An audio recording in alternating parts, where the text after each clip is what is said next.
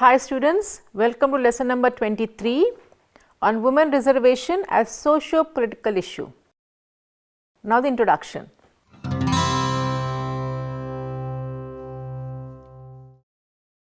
The policy of reservation and the principles of power devolution share a common logic. Both of the aforementioned factors assume important imperatives in a democratic government with a welfare state philosophy, especially in a population as diverse as India. They assume that a target demography will receive justice. They also show how important justice is to the polity as a whole and how willing the state is to go above and beyond to achieve this goal. These demonstrate that the polity is unquestionably democratic and has a strong focus on achieving harmony among all of the state subjects. Furthermore, the fact that reservations are included in legislation demonstrate that legislators and officials are unable to ignore the idea's broad popularity. Additionally, policies like reservation must be implemented in order to achieve welfare state in a country with a heterogeneous community like India.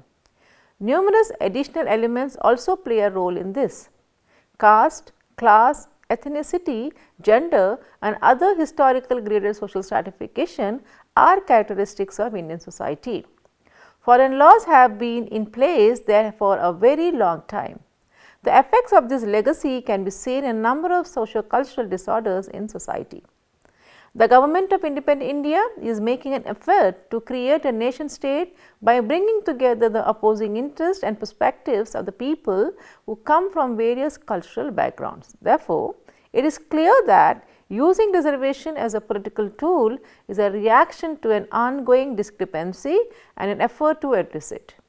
The refusal to share power with individuals who have consistently remained on the perimeter of society is a noticeable resemblance among critics of the program, despite the fact that they have varied ideas and justifications for doing so. They receive covert assistance from the state, which continues to be opposed to sharing the privilege of power within the non-ruling groups, in upholding their pervasive prejudice against the deprived. Therefore, a democratic state challenges both from the forces of state quo it faces when using the instrument of reservation.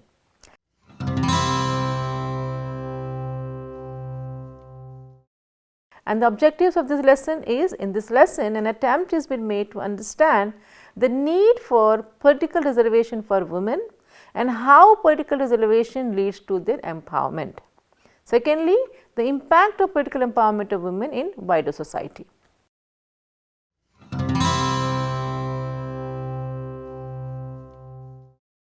Now the question, why reservation for women? The first question that arises when one tries to assess the need of reservation for women is, what are these reservations meant to achieve? What is their raison d'etre and what is their yardstick? To find an answer and to understand the issue in its entirety, a critical look at the history of women reservation is necessary to disentangle the various discursive strands that must be taken into account to arrive at an understanding of the basis and tenor of diverse position on the current issue of reservations for women. Even though the provisions concerning reservations of women in elected local bodies have largely contributed to the interest evoked in the issue, as they were deemed to a bold step towards democratization in general and gender justice in particular. They were in fact hardly discussed in Parliament during the long debates preceding the enactment of the two constitutional amendment bills.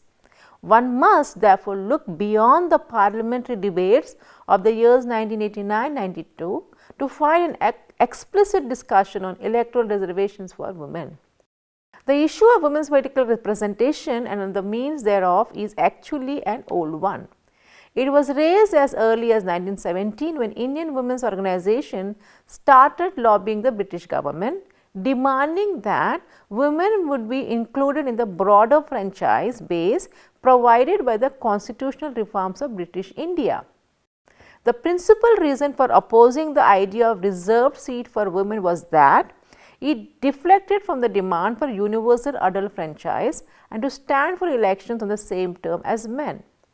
Besides, it was felt that there should be no hint of succumbing to the British strategy of divide and rule by referring to any such division. It was felt that the public official language of politics, especially before a colonial government, had to be a language of equality and for fundamental rights of citizenship, irrespective of sex, caste, religion or creed. As far as independent India is concerned, the option of reservation for women appeared for the first time in the report written by Kaka Kalilkar, chairman of First Backward Classes Commission, who stated that the position of women in India is peculiar. We have always felt that they have lived under greater social handicaps and must therefore as a class be regarded as backward. But since they do not form a separate community, it has not been possible for us to list them among the backward classes. The same question was later addressed by the Committee on the Status of Women in India, which was formed in 1974 to prepare for the Women's Decade, that is in 1975-85, proclaimed by the United Nations. In its report, Towards Equality, it discussed the pros and cons of resorting to quotas in order to improve the abysmally low political representation of women. After listing the arguments in the favor of reservation for women in elected assemblies, this option was finally rejected on the following grounds: that separate constituencies for women would narrow their outlook. Women's interests as such cannot be isolated from economic, social and political interests of groups, strata and classes in society. And the minority argument cannot be applied to women. So, women are not a community, they are a category. The question resurfaced in the late 1980s when it became clear that the alternative measures suggested by the CSWI, such as the creation of women's panchayats or councils at the local level or the adoption by political parties of internal quotas for women, were not being considered seriously. The issue was then taken up by the women's movement, making women's political representation for the first time one of its priorities. It found an ally in Rajiv Gandhi, who had reasons to publicly defend electoral reservations for women. Prominent way that such a posture fined well with the image he wanted to project of his government as committed to social and economic modernization.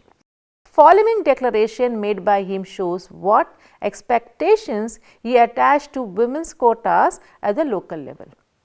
We believe the presence of women in large numbers in the panchayat will not only make the panchayats more representative, but will also make them more efficient, honest, disciplined and more responsible. The rationale for women's quotas was hardly challenged or even discussed at the time. Later, the issue of reservation for women was taken up by the women's movement, and finally, it was realized through the 73rd and 74th constitutional amendments in 1993. It is only after the 73rd and 74th constitutional amendments were passed that a public debate over electoral reservations for women really began. It was triggered in 1996 by the introduction of a new constitutional amendment bill in the Lok Sabha, seeking to extend women's quotas to state assemblies and parliament. The Women's Reservation Bill, called as WRB, as it has since been called, seems to have been definitely shelved. It generated an intense debate in the years following its introduction, a debate that took place in parliament as well as in the media and academic circles throughout the country. This debate brought out a series of positive and negative expectations attached to women's quota. The debate over the Women Reservation Bill has been analyzed by scholars, and the main arguments that have been emerged in the course of the debate that favored women's quotas and the reservation policies are: the first one, that is, by guaranteeing a minimal representatives of elected assemblies in terms of gender, women's quota will promote gender justice.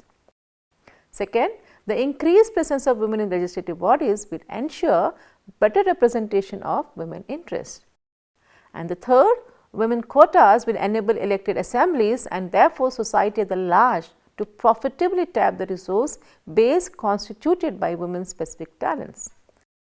There were also negative arguments highlighting the flaws in the quota system as a means towards a more equitable political representation of women, and they are: only upper class women or female relatives of politicians will actually benefit from reservations. And second, not enough women are presently ready to work as legislators, therefore, a large number of incompetent people are likely to be elected.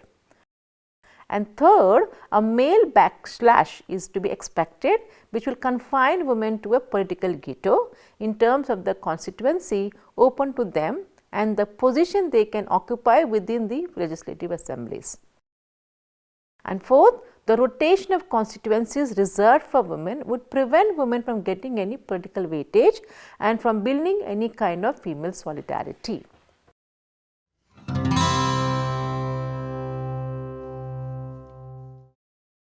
Now, there was lots and lots of discussion and debate, and the concerns were shown towards women reservation. Now, let us take all the arguments expressed from the past 50 years for and against electoral reservations for women. And it seems that debate has by and large focused on the same issues as a debate over reservations for the other social categories concerned like SCs or STs and OBCs. And the first major issue is the potential of reservation as an instrument of social change. The oft repeated questions in this regard are the following, like: will reservation benefit the group or only a few individuals? Can reservation per se promote the representation of the group's interest? What are the chances that the redistribution of political opportunities resulting from reservations, and will this actually be registered through the non-integration of the beneficiaries of reservation? This issue is reflected in the argument about the already outlined representation of women's interests.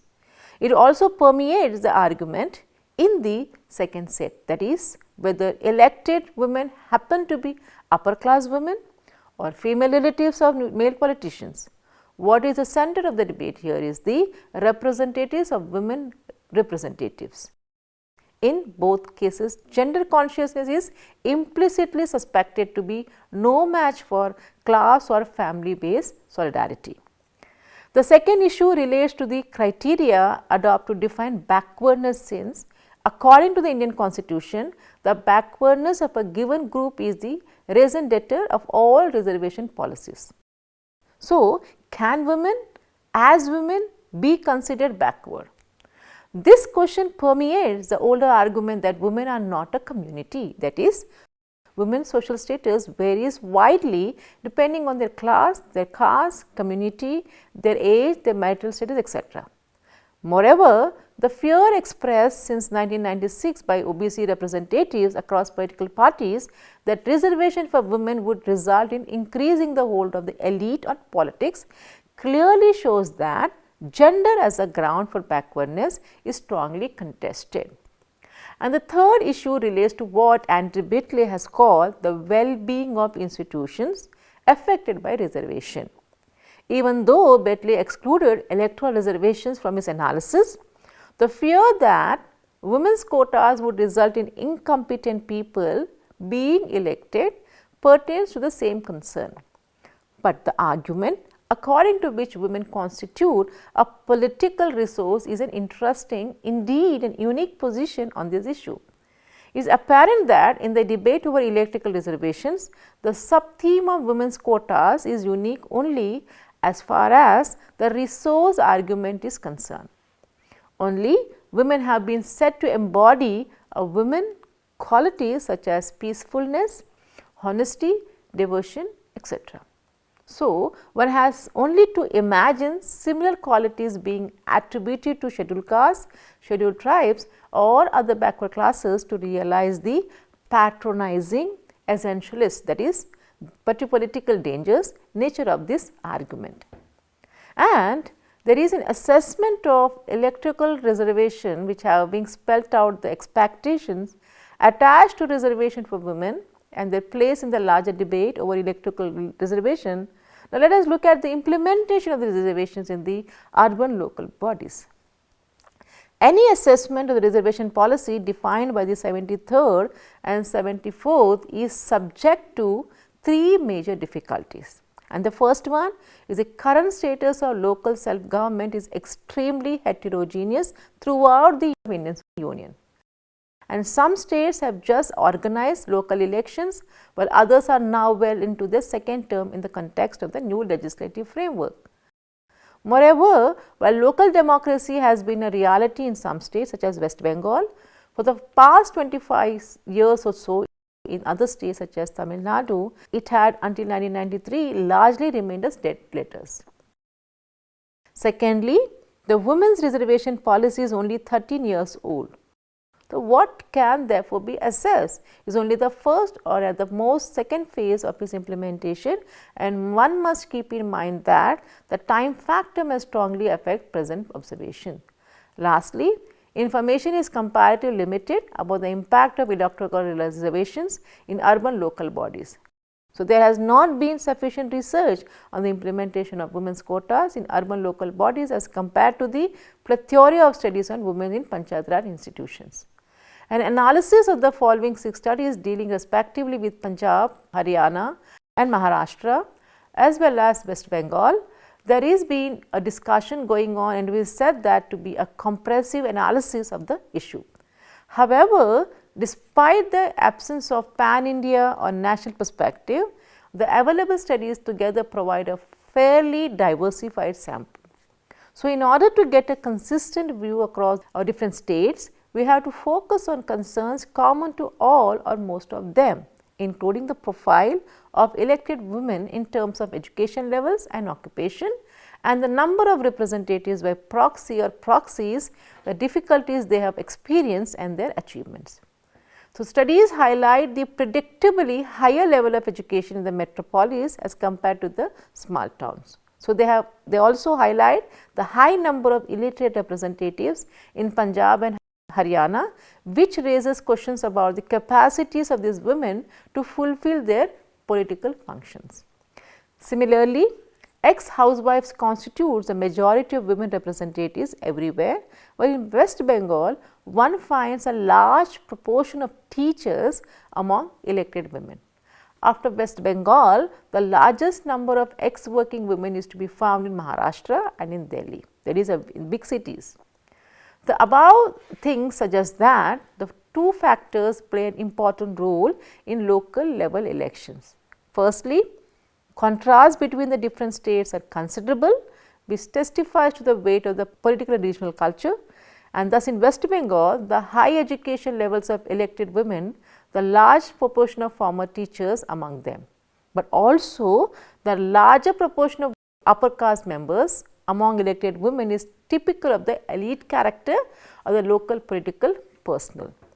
And secondly, the contrast between the different types of local bodies suggests that the size of cities also matters, but the large number of illiterates and the high proportion of former housewives among elected women in Punjab, where the cities surveyed are big enough to have a municipal corporation, suggests that this factor is less important than political culture.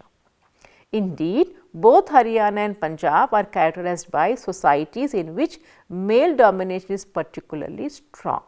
So, the lack of homogeneous information on the social status, that is in terms of caste, community and identity, and income of elected women in the studies referred to have is obviously a major limitation for a tentative assessment. However, it may be mentioned here that in Rohtak, that is in Haryana, most candidates belong to middle economic category. In Maharashtra, financial resources at the disposal of the aspirant, that is one of the most crucial criteria for getting party nomination. And in Calcutta, financial resources were also found to be very important, not only for the campaign, but also to meet the demands of the councillor's job. While these examples do not allow us to conclude as to the elite character in terms of income of the majority of elected women, they nevertheless strongly suggest that poor people are indeed excluded from even local electoral contest. So, it is suggested that an analysis in terms of political resource would actually tell us more about the potential of elected women than just their relationship with the sitting councillor of the ward from which they were elected.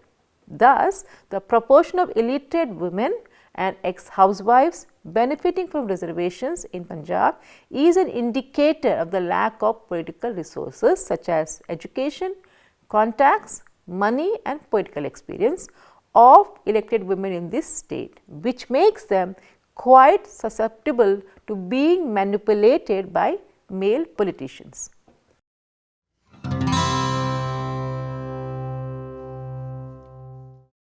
Now, let us look at the impact of political empowerment through reservation. One undisputable achievement of women's reservation, which was expected by the reservation policy, is a greater representativeness of elected local bodies in terms of gender. This achievement is obviously of a symbolic nature, but even its psychological impact might not be negligible.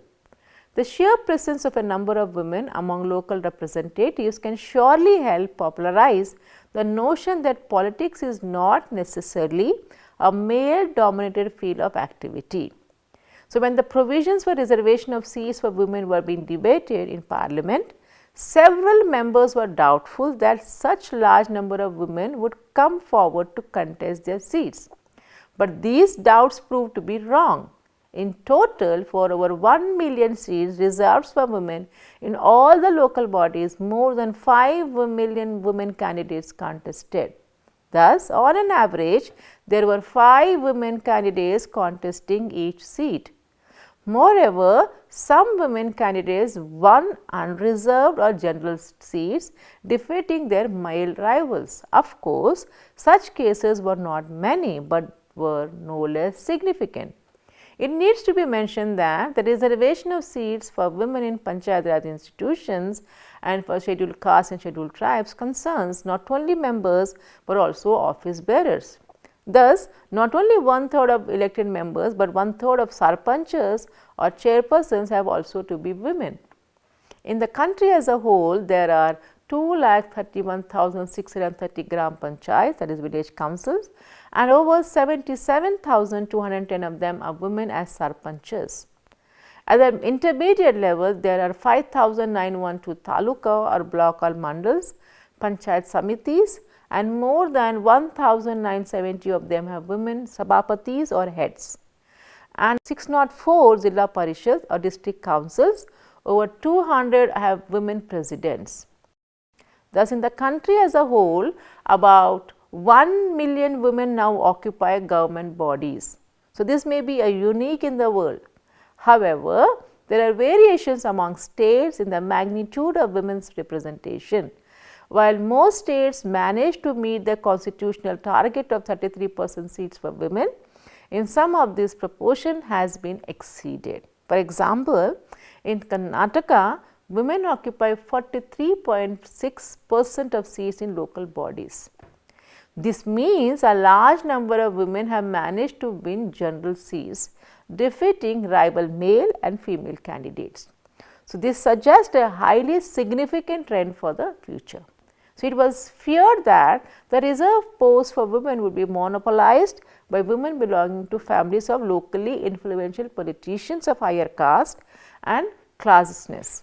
So, local elites enjoy the advantages of status, wealth, information, political skill and influential contacts. Representations, however, has broadened out. For example, reservation of seats ensures representation of women from the scheduled castes and tribes. Many of the women elected to the reserved constituencies belong to families of small and marginal farmers or landless labourers, but these fears proved to be unfounded. The sheer quantum of reservation quota, that is 33%, worked against such monopolization. And studies have found that about 40% of elected women belong to families below the poverty line, and the majority of elected women are from non-political families with no previous experience in politics. So, women from established political families are also elected. but they are few and certainly not in the majority. Again, the sheer members and the requirement of filling scheduled caste and scheduled tribe seats as well means that rich and politically dominant families are not able to grab all the positions. And Caroline Moser has made a meaningful distinctions between the practical needs and strategic interest of women. And she has found that as long as women work for water, toilets, schools and such other needs, men support them. But as soon as women demand equality and an end to gender discrimination and subordination, there is opposition from men. Men support women when they agitate for fodder or water, but not when women demand a local ban on the sale and consumption of liquor. However, one thing is certain, women's participation in the public spheres of panchayats enhance their status in their families, caste and villages. Shubha Bhatia, a village vintner in Maharashtra, looks more confident and her husbands have stopped battering her and thanks to her enhanced status in the family and community. Women generally say that thanks to women's panchayat work, many men have given up drinking. Even more significant is the improvement in the self-image of women and their increasing confidence and experience in public life. The most important impact of the political empowerment through reservation is a recognition of the value of education by women. Women panchayat members experience many handicaps because of lack of education, and this makes them keen to educate their daughters. There is no doubt that female literacy and education will improve in the near future, thanks in part to women's participation in panchayats. The next generation of women leaders will be better educated and therefore better equipped to manage their political affairs. Many women members of the panchayats now receive petitions from other village women. So, these are about family conflicts, disputes over land, employment and housing. So, they may not be able to solve all these problems, but they are exposed to a whole new world of public service.